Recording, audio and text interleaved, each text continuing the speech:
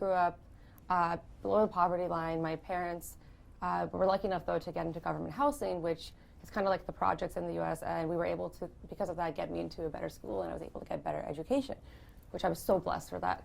But the downside to that was that I was going to school where, like, some people had better situations, living situations than me, and I grew up kind of bullied because of that and wanting to fit in and always kind of wanting to pretend I wasn't, like, the poor kid at school. And because of that, I think I was always, like, had this ambition to, like, want to achieve success and this ambition to work. And I started working as soon as I was able to. I started at a movie theater, and I then went to a bar, and I worked in a lab, a hospital, like all these places, and I put myself through university.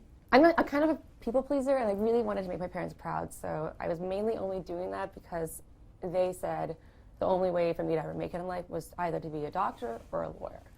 And my passion is art, like, just wasn't something that they thought could ever lead me anywhere. So I put art to the side. And, but I was a little unhappy because I wasn't following my dreams. I was following the dreams of my parents. When I was taking a year off from going into med school before my MCATs, I started making cosplay. I would spend like a month sometimes on one costume, and they were like these detailed, intricate, armored pieces, and I would use this material called Warbla it's like a thermogenic plastic. You would heat it up, and then you could mold it into like any shape you wanted. It'd be light.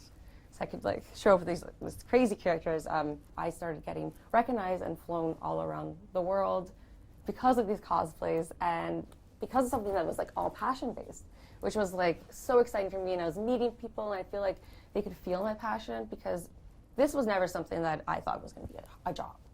This was a hobby. I never thought I could make money from this ever. I was actually spending money to do the costumes, right?